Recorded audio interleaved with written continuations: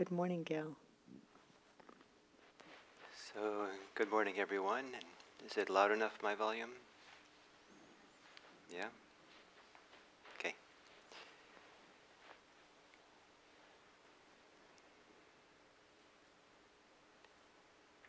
So, I would like to talk about a tender topic. A topic that I think should be approached with a lot of care and respect, and maybe reverence. And that is the topic of anger. And the reason for the care around the topic is that it's probably nice to think that the sources of anger in a human being come from a place that's quite deep and tender, a place of touching some of the deepest issues of our human life. And so to talk about anger, to do it respectfully and carefully, it's a little bit hard because it's easy to make statements about it as if it's an easy topic or, just don't be angry. Sometimes Buddhism is criticized for having a unrealistic attitude towards anger because the general Buddhist idea is you want to overcome that anger or uproot it or not be angry. Whereas in the West, there's all kinds of justified angers that people have. And it has some truth to it, this distinction, but it's mostly around the fact that in Buddhism, the Buddhist word for anger, or the Buddhist understanding of anger, is very kind of narrow, whereas the Western use of the word is quite wide. It covers a wider expanse of emotion. And in Buddhism, anger always has hostility as part of it. So if you hear Buddhist discussions about anger, then you should always kind of just substitute hostility. And then I think you'll find your way. But I'm not going to keep it that narrow today, though we might want to keep this in mind. Because even justifiable anger can be misdirected or can be acted on in very harmful ways. And but one way or the other, anger is toxic in many ways. It can certainly hostile anger is toxic. It can ruin lives. It can ruin relationships. It can ruin all kinds of things when it kind of festers or builds up or gets expressed in a variety of ways. And so to bring mindfulness into all aspects of our lives, it's necessary to bring it into the area of anger and to really take it on as a subject of mindfulness that's worthy of mindfulness, and not only worthy in and of itself, but because it's connected to deep roots inside of us, it's worthy for really dropping into the depths of who we are and connecting to us and ourselves in a very important way. And the issue around anger that I want to how I want to like to frame it or approach it today is that is not with the word anger, but rather with the word mad. I asked last night my wife, I said, what's the difference between anger and mad? And she said, there is no difference. So that's the authority from home.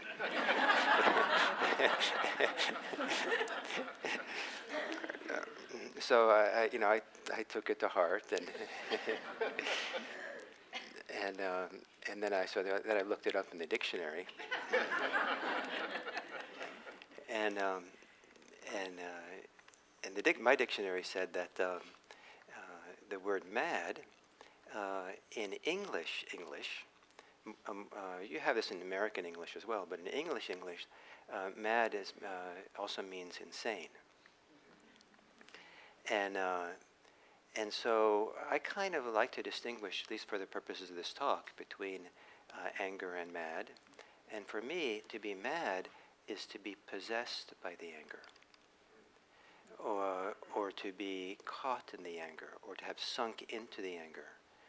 to kind of, and so we're attached to it, or we're somehow not free of it, but we've identified it quite strongly, so it's possessed us. We're a little bit, none of you, of course, but a little bit insane with the anger. And so one of the functions of mindfulness practice is not necessarily to get rid of things like anger, but rather to help us not be stuck in it, to help us not be possessed by the emotions that we have, to be able to kind of pull out of it, to be able to see it in a clear way, a spacious way, in a wise way, so that we can be wise with whatever emotions we have. We can be wise about the anger. And that even justifiable anger, if there's such a thing, we could get stuck in and not really get possessed by in such a way our wisdom is not there.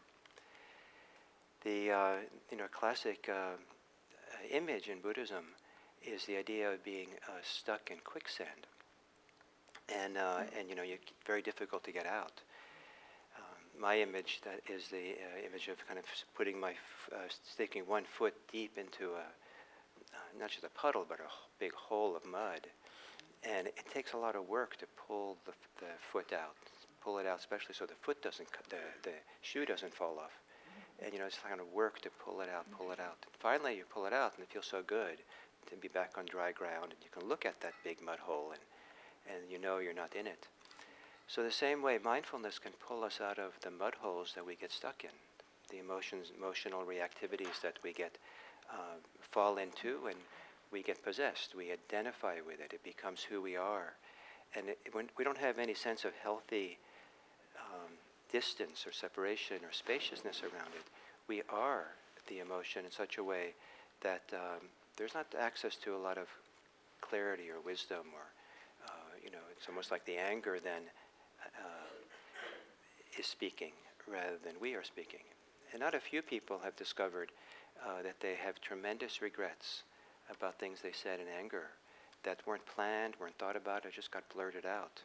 And sometimes that's just 2 seconds of some angry statement can cause years and years of problems in a relationship or in life. And they say, what was I thinking? What took over? I was possessed by the anger and spoke. So the question about what I want to try to do then is to talk about 7 approaches, 7 maybe approaches or maybe steps about how to pull ourselves out of the mud of anger, so that we're not possessed by it. So so I call it from mad to madless. And madless is just kind of a cute thing because I make it into an acronym. And so I'll talk about this acronym. And so it's motivation, awareness, dissipation, discharging, and learning, empathy, story, and then less S, because we ran out of S's. There's 2 S's. It has 2 functions for 2 things, and that is speaking and sharing. So really 8, but you won't get angry if I call it 7.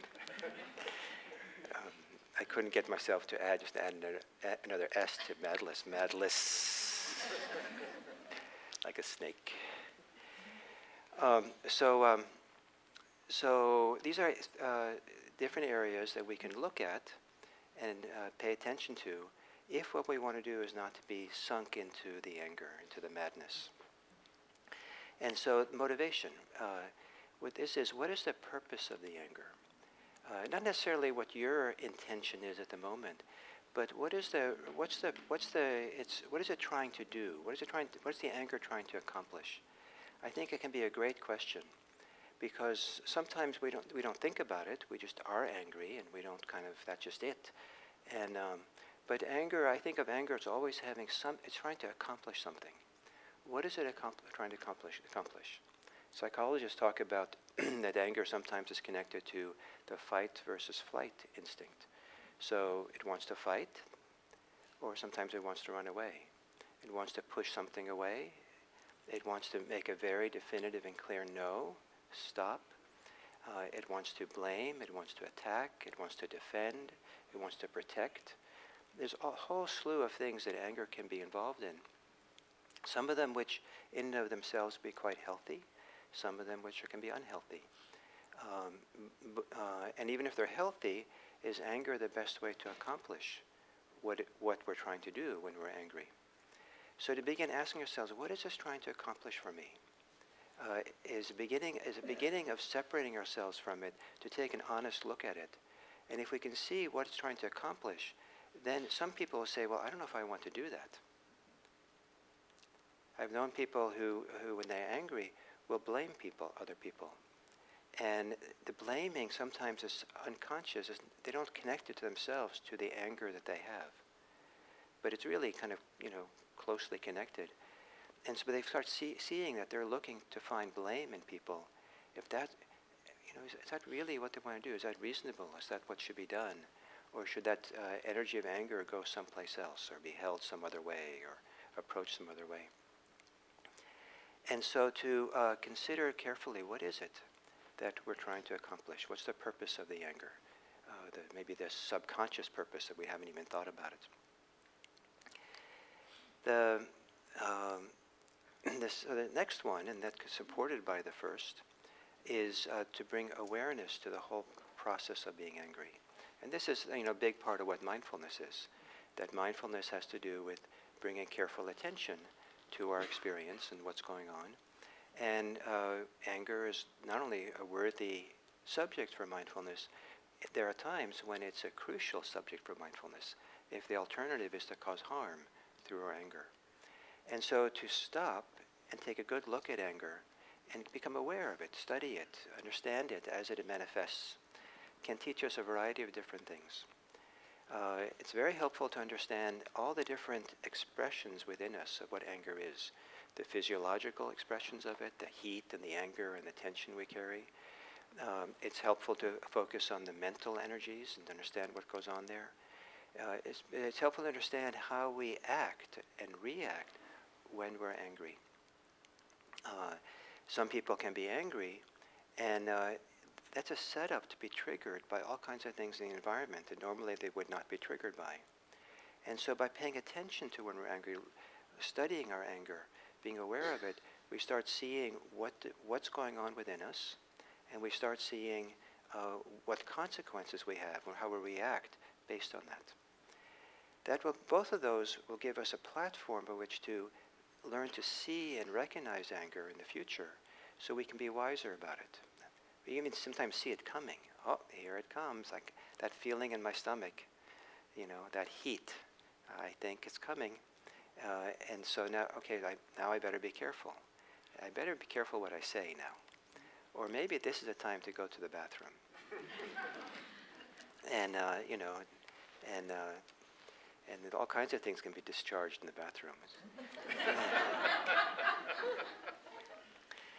So so to become familiar with our personal experience of it. And how does it work for us? I think every individual person probably has their own unique ways of that anger is expressed or found, or how it lives within them. So become, don't read a book about it so much as read the book inside of you. Take time to learn it and get to know it. And to do so, to clearly learn how to recognize it and see it, to be mindful of it, is a very important step in this pulling ourselves out of the mud.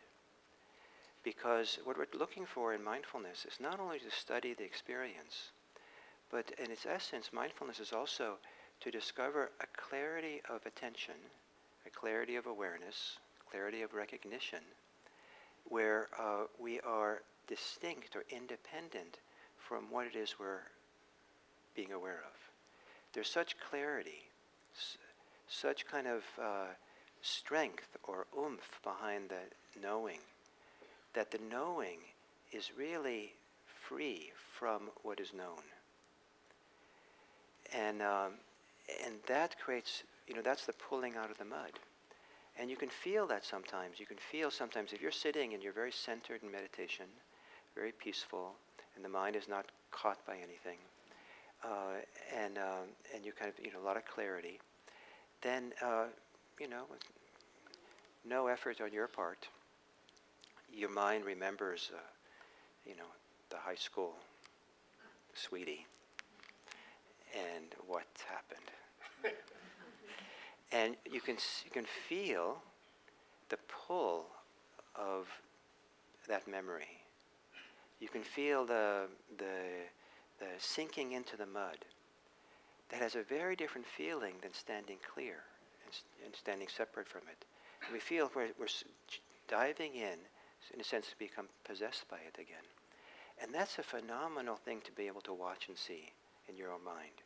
To really watch the forces of the mind, of what it's like to be free and peaceful, and what it's like to start being pulled down into the mud of our preoccupation.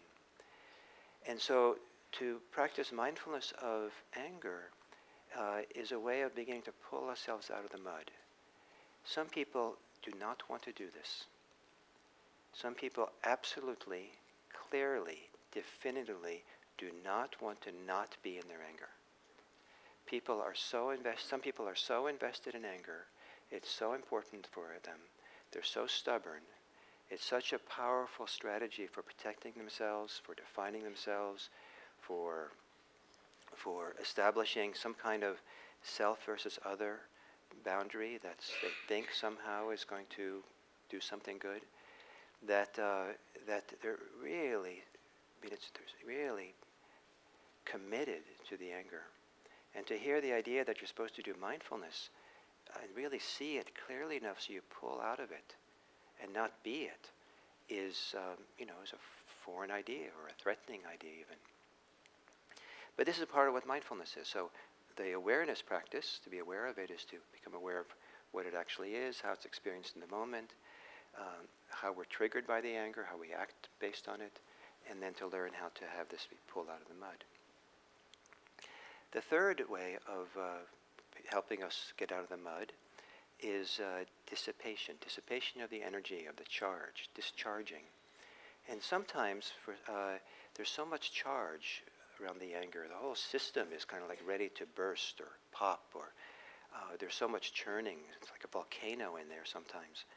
And it's not a good, it can be sometimes not a good space or good kind of way of being in the world, because we can be so ready to be just kind of triggered by whatever happens. And so, or we can't speak with clarity or wisdom, or you try to have a conversation about the conflict you have, but the volcano is just, too big to be able to have a reasonable conversation.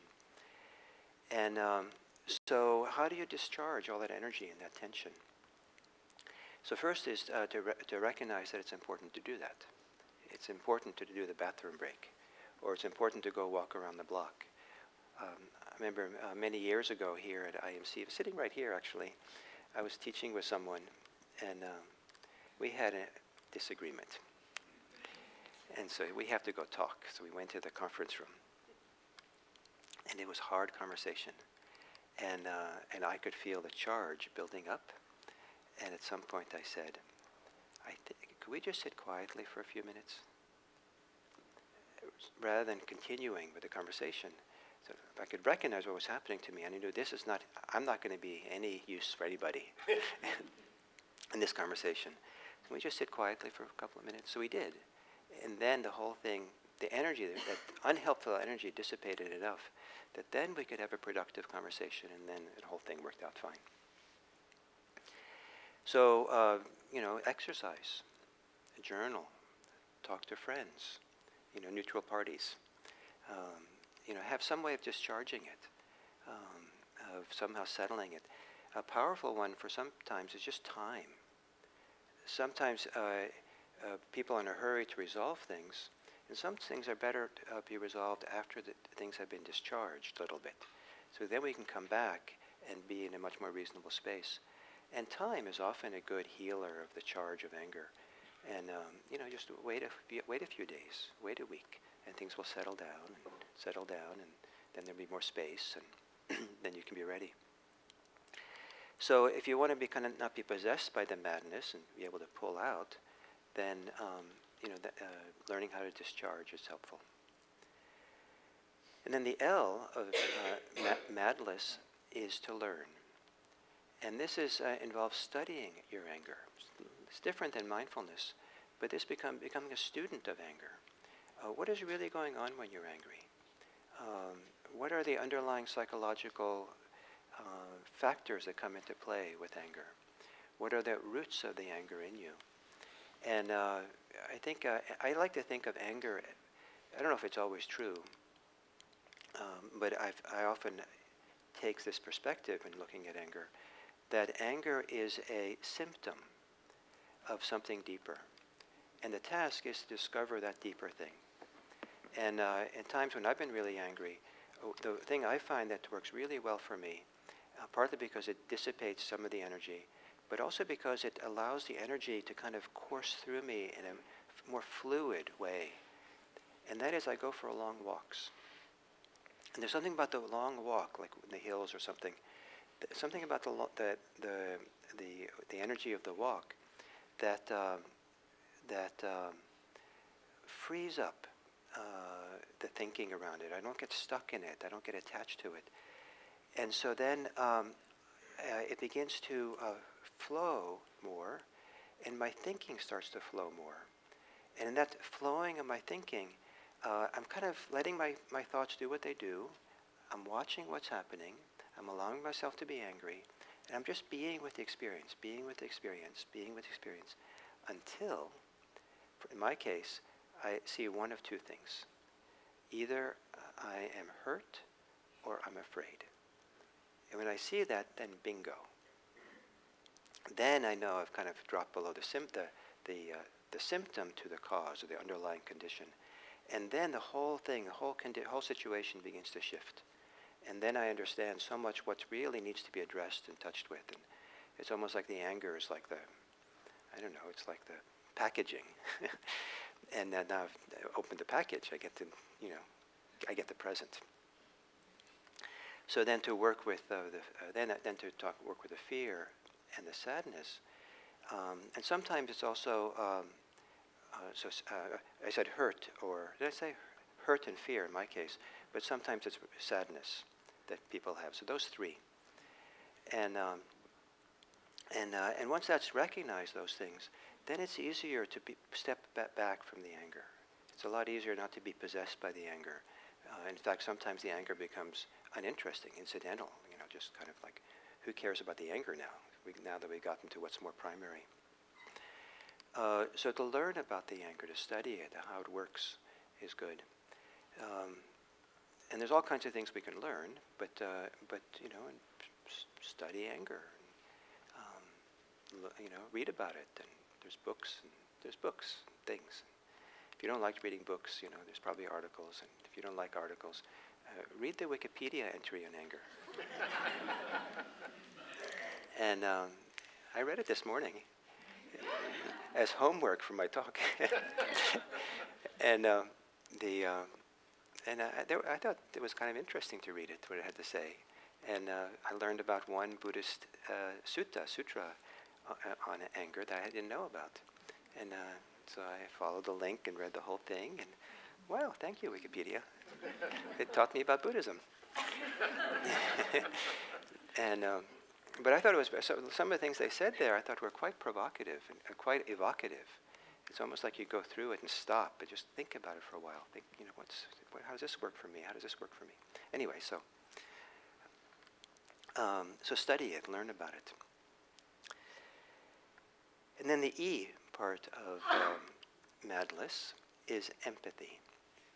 So to have empathic attention to the other and to yourself. And empathy is closely related for some people to compassion, to really feel what's going on, recognize what's happening at an emotional level with people. Other people who are angry, it's often, and ourselves as well, it often represents their suffering in some way. And can we understand that suffering? People will often act angry impulsively when they're under a lot of stress. I've known people who've been very ill, I have a relative who's quite ill, and sometimes has no bandwidth. And so there's kind of this, little bit of a snarly kind of pushback, or you feel kind of the anger there.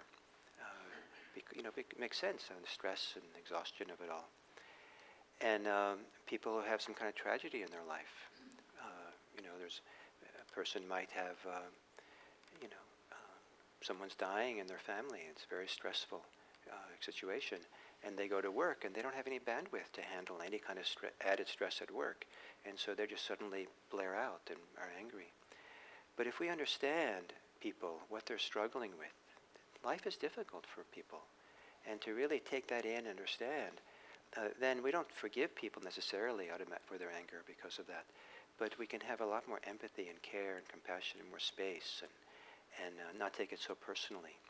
And same thing for ourselves. It's hard to be a human being. It's hard to find our way in this life and to deal with all the stresses and challenges that we have growing up and with life in general. And some of our angry impulses, it's best not to take it too personally. It's just kind of like the whole system is just struggling with, all this deep stress that human life can be about. So to have empathy and care and compassion, and there's a whole kind of slew of emotions that can come along with empathy, and there might be forgiveness, there might be kindness, there might be generosity, and all kinds of things. So that's another way to pull out, is to take the time to have empathic connection to yourself and to the other people involved. And then the first S is story. I think that most forms of anger, certainly the mad kind, I was trying to figure out what's the difference between anger and mad, and I tried out for a little bit to wonder if it's the same distinction as between fear and anxiety. Fear is more of a general emotion that has a lot to do with, can just have to do with standing on the edge of a cliff and the mountain lion's coming. It makes sense to have fear. Psychologists sometimes reserve anxiety to fear that has an imaginary component. Not that it's, that has to do with imagining a future, predicting a future, thinking about a future in some way. And people have anxious. So I was wondering if, we can say that anger is more the general. Sometimes if someone does something suddenly that's threatening, be angry. But that mad has more to do with imagination and stories. But that didn't go over with my wife. So she's the one who kind of taught me a lot of my English, so I'm get careful. She's still teaching me English.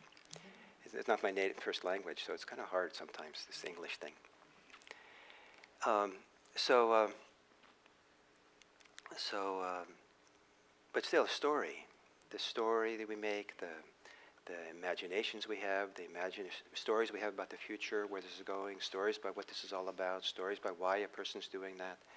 There's a lot of story making, assumptions that go into being angry, or being mad at least. And so to learn, study, look at the story-making mind, the beliefs we have. What are we telling ourselves when we're angry? This can be somewhat subconscious, but if you have the idea, what is the story? And maybe even get a journal and start writing out the story. You might start seeing that actually you have a belief system, you have ideas of what's really happening. And I suspect that a percentage of people's anger has more to do with the stories they tell than anything else. Someone got angry with me recently. They said that because I hadn't responded to an email. And this anger was kind of strong. I was surprised by this. And then I thought, well, I thought I did, but I didn't say it because I couldn't quite remember. And I went back and looked, and sure enough, I did. Now, so the story was that Gil hadn't responded to the email. And so that's a story. Is it true? And sometimes you can go check. Or the person, anyway. So it can be quite simple, the story, or it can be quite elaborate. So what's the story connected to the anger? A fascinating thing and very helpful thing to do if you're angry with someone that you can have a conversation with, is you tell each other's story. This is my story of what it's all about. And this is my story of what you did and why you did it and all that. And tell me your story. And then sometimes we discover that the stories are quite different. And if it's really different, then it's like, turns out that you're like two ships passing in the dark, even though there was light and you saw each other. So story. So that also can pull us out of being possessed. And then the next S is to speak. Sometimes it's very important to speak the anger, to speak about it. And hopefully, having done all the other processes first, the speaking can be wise and useful. But sometimes anger is because of conflict and difficulty between people. And they need to be addressed sometimes. We have to go sit down and talk to people and work it out.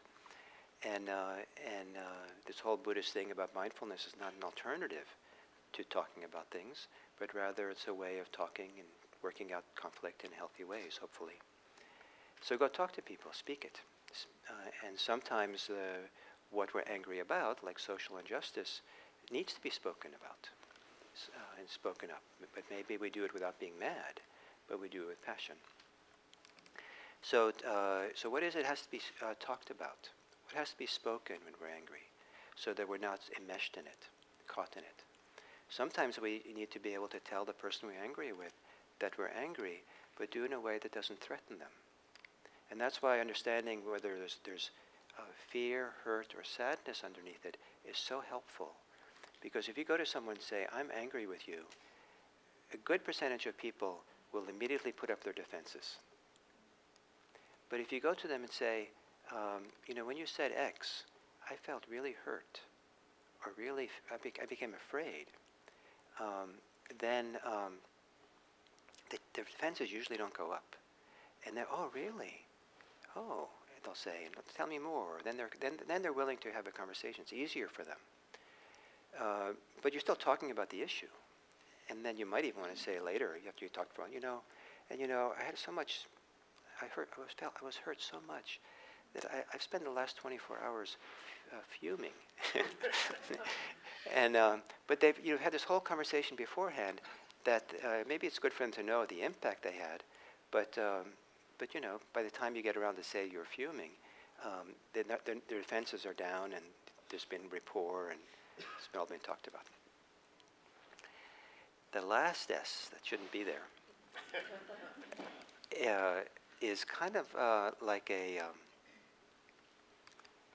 Sometimes it's just a good, capping thing to do at the very end of certain kinds of bouts of difficult anger. We have people conflict and arguments and stuff, and sometimes it's the strategy of last resort.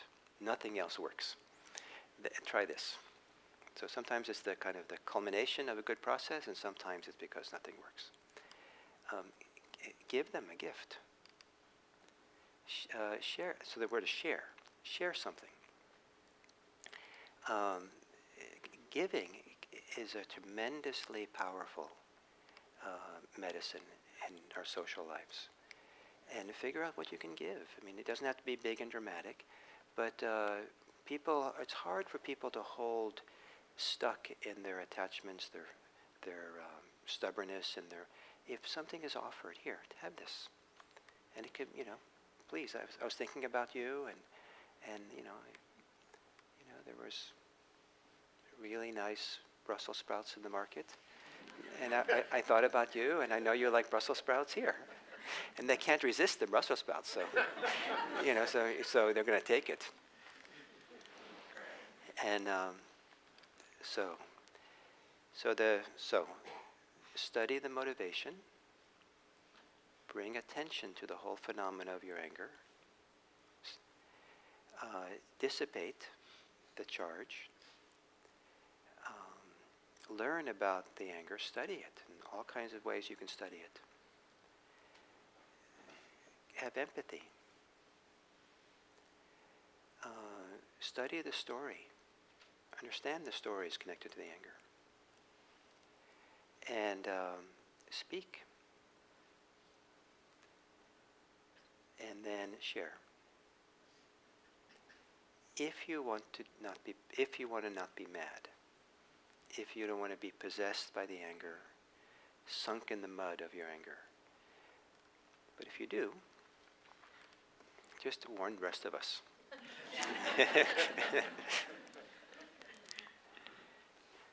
So, those are my thoughts.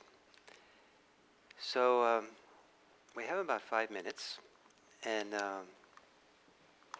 many years ago now, it was a sitting group in a living room of someone's house in San Jose. It's now the San Jose sitting group at the Quaker Meeting House down there. But it started in someone's living room. And I showed up to give a little talk, and I said, today I'm going to talk about enlightenment. But before I do you have any questions?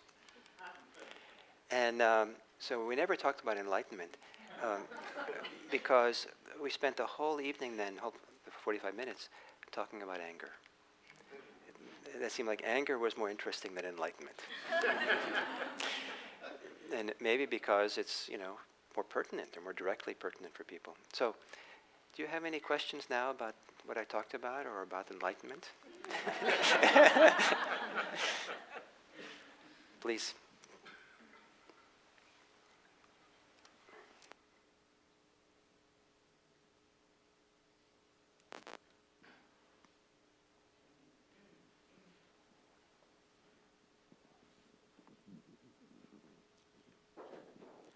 Thank you, Gil. Can you expand your perspective beyond the private to the public, or body politic, perhaps? Yeah, I think that the important distinction there is recognize what kind of passionate, maybe anger, strong anger, is useful and what is not. And if someone holds very strong political views, feels very threatened or feels very angry by what's happening, how to have that anger without being possessed by it. And so that's this whole process here. So that I talked about today. But the danger, I think, in the public sphere is when people are possessed by their anger. And it's so easy to get caught up in the drama and the politics and the views of the moment. There are trends over time about views and politics, and people change their views over time. And so we need to look a little bit about how we relate to what goes on in the public sphere when it doesn't directly affect us. We get it from the news. Are we identified with it? Are we identified with our opinions? We have to look at how we hold our opinions, and are we using it to define ourselves and define ourselves against other people? There's a whole bunch of stuff to study there, to look at, that might be on the edges around the passionate no, the passionate sense of this has to stop or something. That if we don't look at that stuff that's around the edges, we could actually cause a lot of harm. And so I think this kind of practice of mindfulness and what I'm teaching today for the public sphere can kind of clean up the edges so that we can be in conversation with people, for example. Imagine that there's a politician that you're really angry what the politician does. But then it turns out you find yourself sitting next to each other on the bus. And like, wow, and the person that asks you, how are you? And you go, oh, you can have a conversation. And so then you just dump all your anger on the person. Maybe that was a lost opportunity. Maybe you had, but if you weren't angry, maybe you could have a reasonable conversation. Maybe there's some possibility of some kind of discussion. And so, you want to be prepared. Is that